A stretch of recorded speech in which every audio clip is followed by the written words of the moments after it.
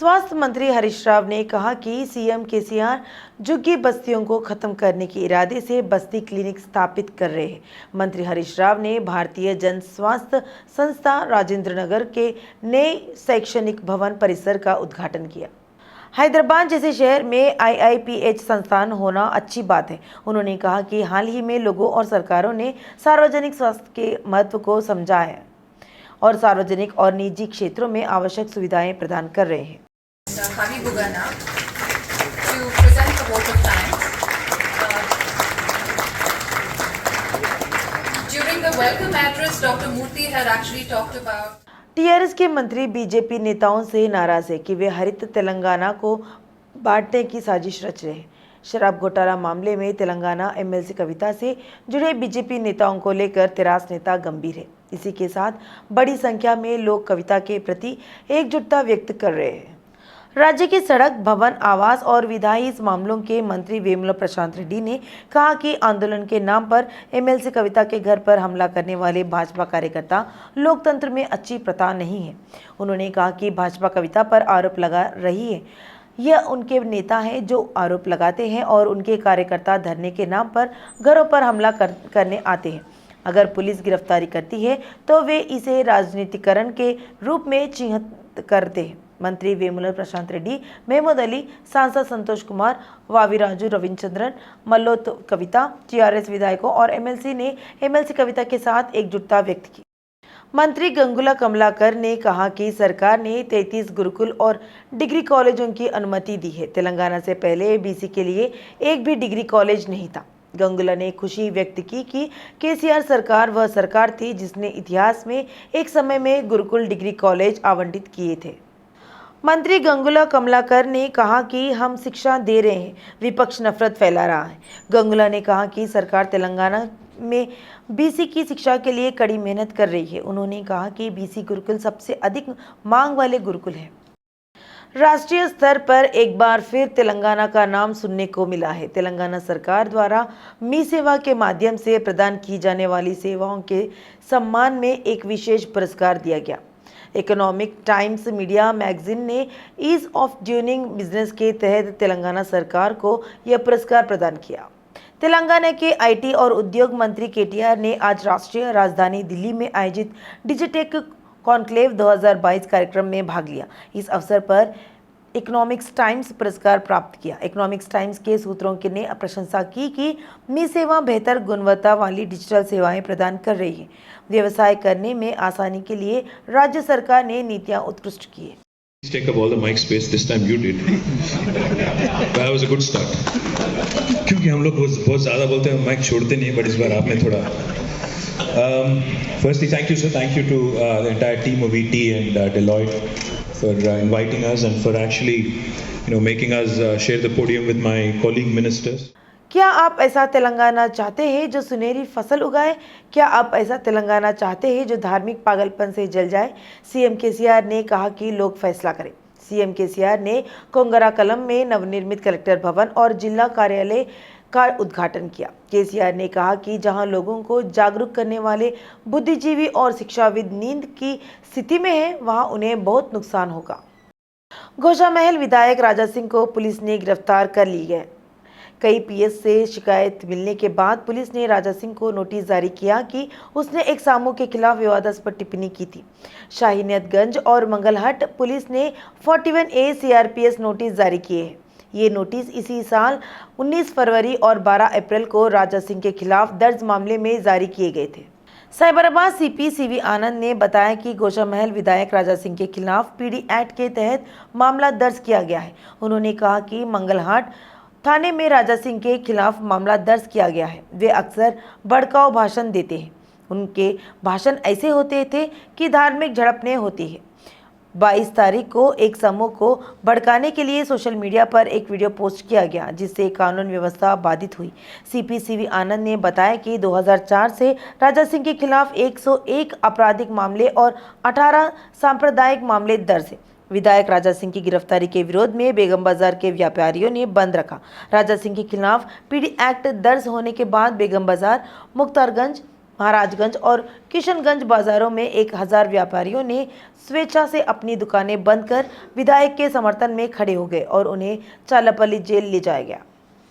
विधायक राजा सिंह की गिरफ्तारी के विरोध में व्यापारियों ने बेगम बाजार बंद कर दिया। राजा सिंह की गिरफ्तारी के बाद और अवैध पीढ़ी अधिनियम का मामला दर्ज किया गया और उसे चालापल्ली जेल से ले जाया गया। बेगम बाजार, मुख्तारगंज, महाराजगंज, किशनगंज और अन्य बाजारों में लगभग 1000 दुकानों ने स्वेच्छा से अपनी दुकानें बंद कर दी और राजा सिंह के समर्थन में खड़े हो गए।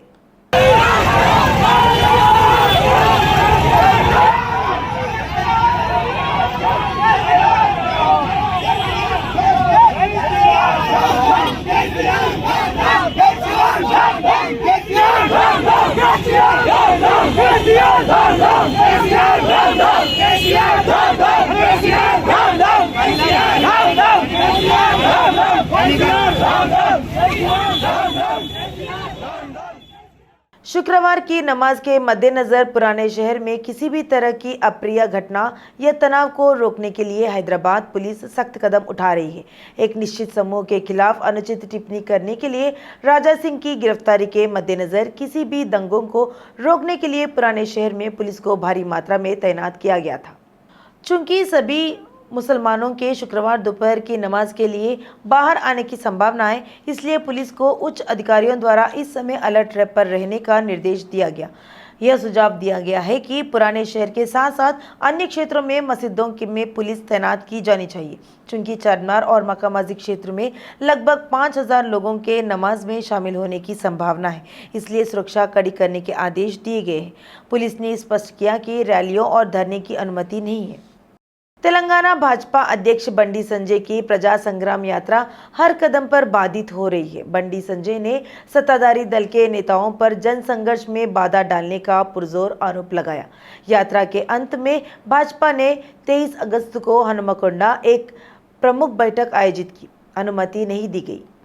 कला महाविद्यालय के प्राचार्य एल्लैया ने बैठक करने से मना कर दिया। प्राचार्य ने कहा कि पुलिस से अनुमति नहीं मिलने के कारण बैठक की अनुमति रद्द की जा रही है। उन्होंने भाजपा नेताओं को पत्र लिखा है। भाजपा नेताओं ने कहा कि उन्हें अंतिम बैठक आयोजित करने के लिए जमीन के लिए 5 लाख रुपयों का भुगतान किया है। अब वे गुस्से में थे कि अचानक अनुमति नहीं है। कला महाविद्यालय के प्राचार्य ने दी भाजपा की बैठक की अनुमति। उन्होंने एक पत्र लिखकर कहा कि वे अनुमति रद्द कर रहे हैं क्योंकि पुलिस की ओर से कोई सूचना नहीं।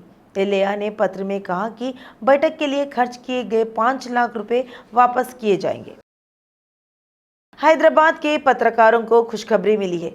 सुप्रीम कोर्ट के CJI वीरमन्ना थिप्पी काबूरू ने अपने इस्तीफा से एक दिन पहले यह बात कही।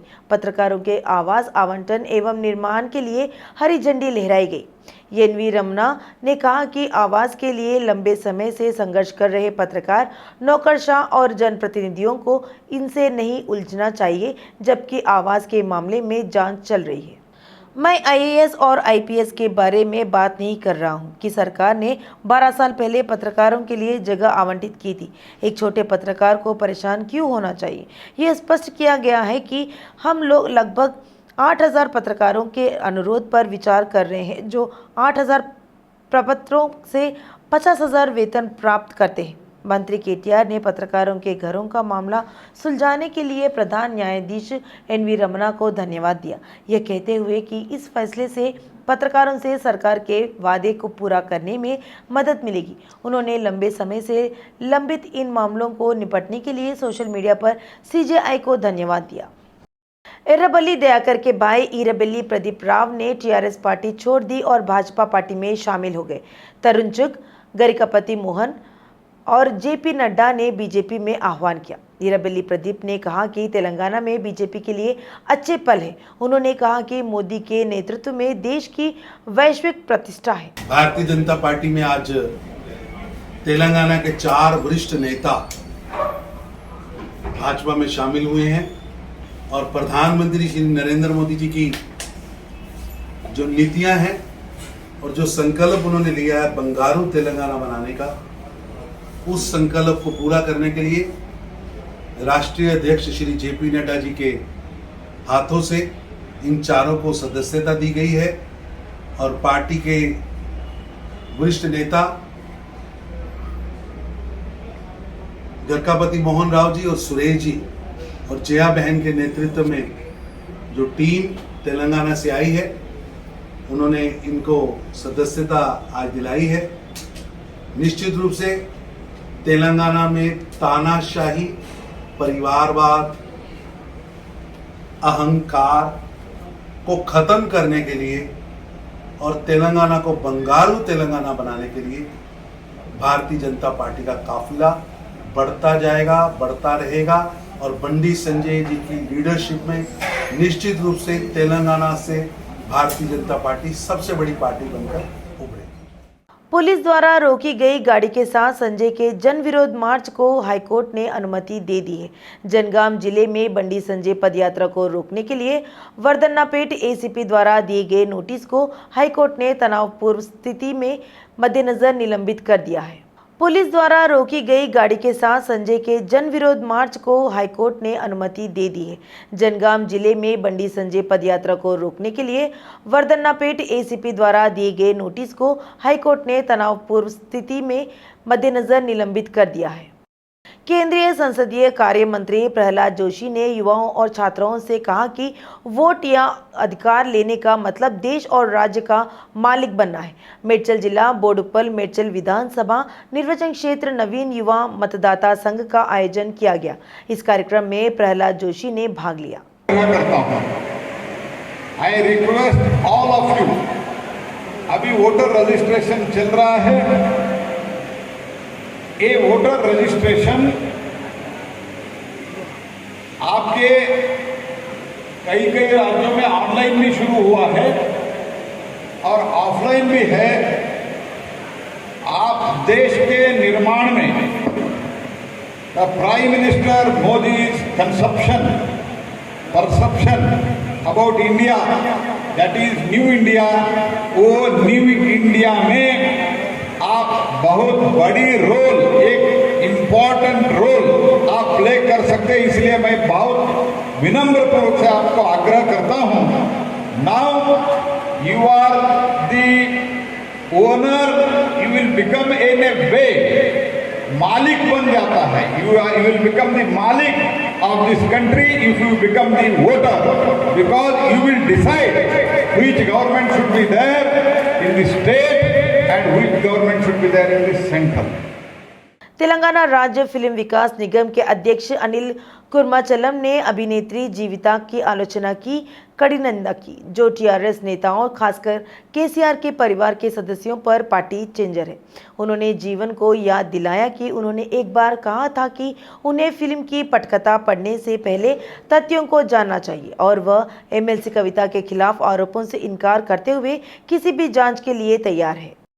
हैदराबाद के बशीरबाग स्थित हैदराबाद जिला शिक्षा अधिकारी के कार्यालय में बोनालू समारोह का आयोजन किया गया। तेलंगाना संगम डीईओ कार्यालय के अध्यक्ष राजकुमार ने समारोह में भाग लिया और कई उच्च अधिकारियों ने भाग लिया। हैदराबाद के बशीरबाग स्थित हैदराबाद जिला शिक्षा अधिकारी के कार्यालय में बोनालू समारोह का आयोजन किया गया। तेलंगाना संगम डीईओ कार्यालय के अध्यक्ष राजकुमार ने समारोह में भाग लिया और कई उच्च अधिकारियों ने भाग लिया। एक शख्स की मानहानि पोस्ट कर रहा हूं। क्या आप सोशल मीडिया पर जो कुछ भी पसंद करते हैं उसे पोस्ट कर रहे हैं? अतिरिक्त सीपी चौहान ने चेतावनी दी है कि अगर अब से ऐसे ही कर रखा गया तो क्या होगा। जो अमन सुकून इतने समय से हासिल हुआ है, जिसकी वजह से हैदराबाद की तरक्की, यहाँ का अमन सुकून जो है वो पूरे मुल्क में नहीं दुनिया में फेमस है, दुनिया में जाना जाता है उसके लिए। तो उसके हम सबकी जिम्मेदारी, कलेक्टिव जिम्मेदारी बनती है कि उसको कायम रखने में हमारी मदद करें। तो मैं इस मौके पर आपके जरिए पब्लिक से भी, हैदराबाद के शहरियों से भी, और मैं उनका शुक्रिया अदा करता हूं कि जिस शब्द से उन्होंने काम लिया है। और मीडिया के अपने फ्रेंड से मैं खास तौर से अपील करना चाहता हूं कि आप जो भी कुछ कवर करते हैं, जो भी कुछ दिखाते हैं, उसका मकसद उस अमन और सुकून को कायम रखना होना चाहिए, ना कि उसमें किसी किस्म का रोड़ा पैदा करना। क्योंकि अगर सब लोग मिलकर काम नहीं करेंगे, सब लोग साथ मिलकर काम नहीं करेंगे, तो नुकसान हैदराबाद शहर का, यहाँ के शहरियों का, हमारी यूथ का होगा। तो ये बात बताने के लिए मैंने आप सब लोगों को यहाँ पे बुलाया। और अगर कोई मिसकम्युनिकेशन हुआ है तो मैं उसके लिए माफी चाहता हूँ। ये कोई प्रेस मीट नहीं थी, मैं सिर्फ आपको बातचीत करने के लिए बुलाया गया था। अब मेरी आप सब लोगों से अपील है, अगर आप लोग कैमरा बंद करके बैठ जाएं तो मैं एक कप चाय के साथ में आपसे गुफ्तगू करना चाहता हूँ। No, I can't give you the details as of now. ठीक है? We are taking all precautions, we are taking all measures to maintain the peace and tranquility of the city, and it is being maintained. And lot of efforts are going from the government, from the police. हमारे CP साहब भी कल यहाँ पे आपको पता ही है पूरे रात भर तमाम फिरके गए हैं. So once again let me clarify, the purpose was something else. Mobile phone sector में एक और क्रांतिकारी बदलाव की तैयारी चल रही है। देश में जल्द ही 5G सेवाएं उपलब्ध होंगी, लेकिन पहले चरण में ये 5G सेवाएं 13 शहर में मुहैया कराए जाएंगे। बाद में इसे चरणबद्ध तरीके से पूरे देश में विस्तृत किया जाएगा। उन शहरों की सूची में जहां पहले चरण में 5G सेवाएं उपलब्ध होंगी, तेलुगु राज्यों में हैदराबाद इकलौता है। इस सूची में हैदराबाद, दिल्ली, बेंगलोर, मुंबई, चेन्नई, कोलकाता, पुणे, अहमदाबाद और लखनऊ शामिल है।